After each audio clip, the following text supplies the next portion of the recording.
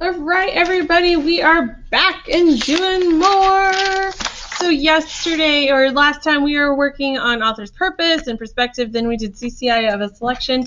Today, oh my goodness, I'm flinging my pen across the desk. Today, we are going to do summarizing. I'm sure all of you are so excited about it. Yay! Summarizing. Oh, come on, you're excited. You know you are. All right, so we are going to go ahead and summarize a text, and this happens to be a whistled language. So this is something we've been reading for the last couple of times. We're going to go ahead and use that to summarize, and I'm going to pull my text, or I'm going to open up my notebook to the next blank page, which happens to be page 51. Oh, that's not page 51. Here is page 51. And on page 51, I am going to do the one thing that I know all of you love to do. We're going to make a giant hand. Only I'm going to put it up at the top. So, hang on. We're going to pause. We got to label this. So, I was so excited about doing summary, I forgot to label it. Summarize. Or summarizing. Oh, goodness. Come on, autofocus. I want everybody to see what's going on. There we go. Okay. So when we're summarizing, what we're going to want to do is have about half of our paper up here is for my hand, and the other half down here is for me writing my summary. So you're going to draw a hand, but it's going to have to be kind of a tiny hand. So if you have small hands, great. If you have Mizrahi hands, it's not as great. So I'm going to draw some pretty wonky looking fingers. 1, 2, 3, 4. Okay, I found 5 of them. I mean, it doesn't have to be a pretty hand. It just has to be a hand. All right, so when we're going through and we're doing our hand, we are writing out information that we have about our text. And this is where we're going to put it. So write small because you are going to have to write quite a bit. And the first thing I'm going to write is my first important piece of information. And I said, when I read through that article, I thought, oh, you know what?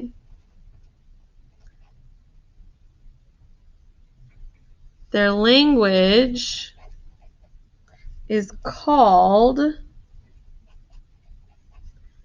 Silbo-Gomeran. All right, so that's pretty important. I wrote that one in my red pen. And then I thought, oh, what else is important from that text? And I thought, you know what? It's pretty important that we know that it's a whistled form of Spanish. It's not talking like you and I know. It's a whistled language.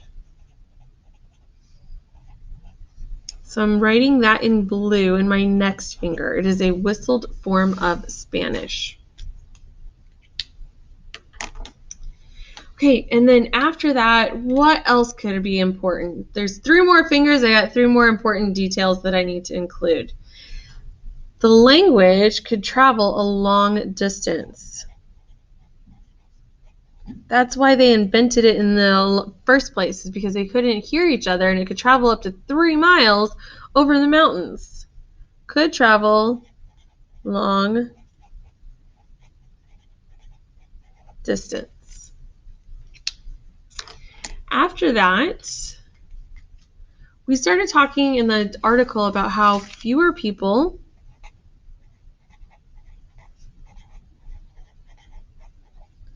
spoke Silbo. There's a lot fewer people who speak Silbo. There's a lot fewer people who are talking Silbo. And in the end, our last bit of our article, and I'm going to turn my hand. So if you need to catch up, pause right here. I'm going to turn my hand and I'm going to write it really tiny right in this section. Now the language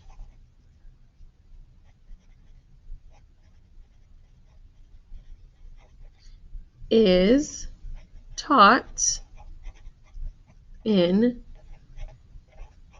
schools. And I went a little outside of my thumb, and that's okay. Oops, my in is terrible. All right, there we go. In schools.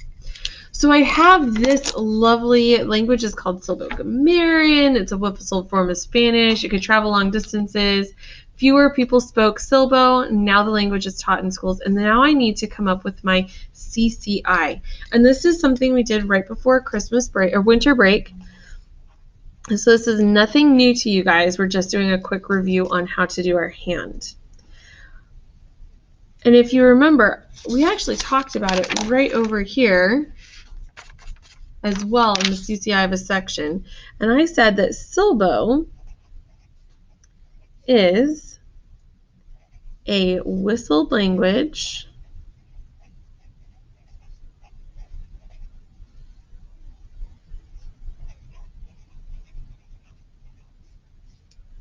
that almost died out. Okay, now that we have this done, you might be thinking, woohoo, we're finished. Not quite. We have to take all of this and we're going to make an actual summary. So each one of these sections is going to be a sentence in our summary.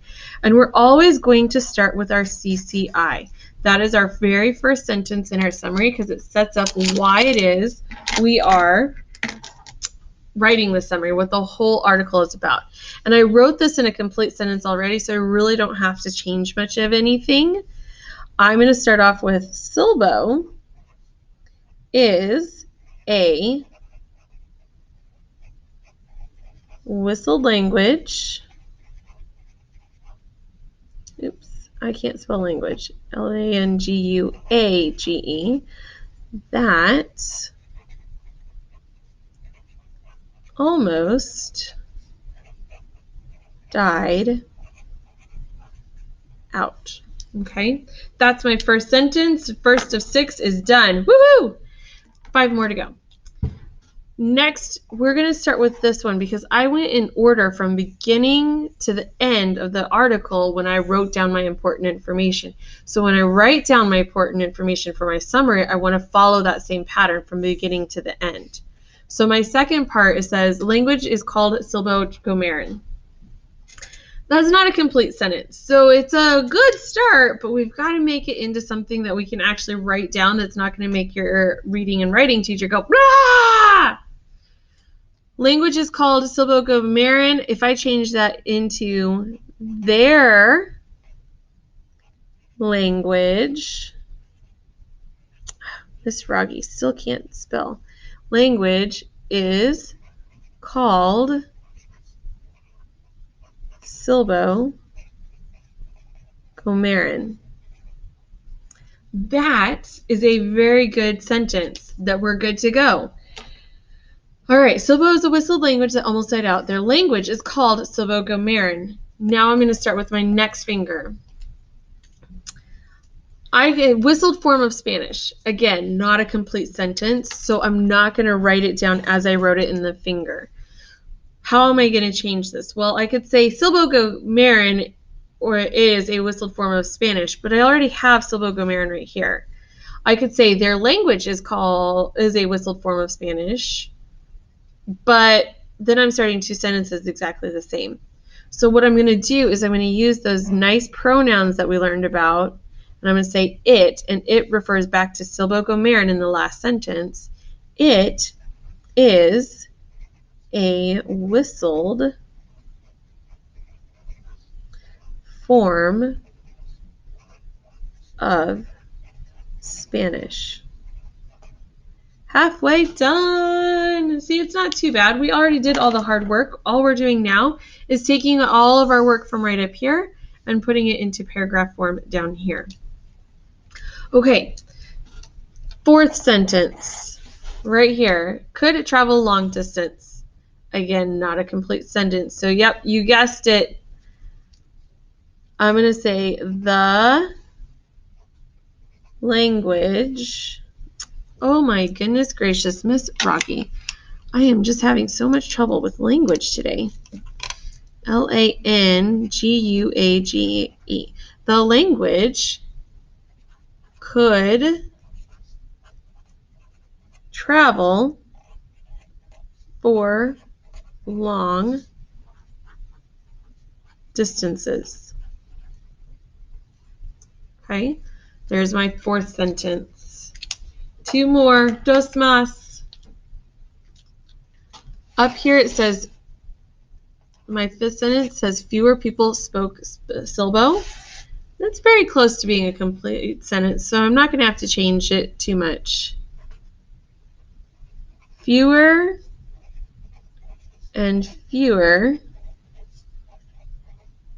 people spoke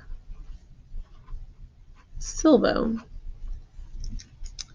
And then last but not least is this last finger right here in my number 6. Now the language is taught in schools. And I could write it just as is. However, it's my last sentence. So I'm going to put in a finally they began to teach it in schools. Okay, and that right there, this is your summary. That is all your summary. Ta-da! 6 sentences that we took from using our 5 important details in our CCI, and that is how you find a summary for an informational text. This is a lot of writing, and I understand that, so you really probably ought to pause this to make sure that you catch up. You will also find a copy of this in the reading virtual notebook, so if you need to go back and look at some of the things and maybe look a little bit closer at it, you are able to go in there and look for it there. All right, be ready to practice this in your next class, and if you have any questions, be sure to ask your teacher.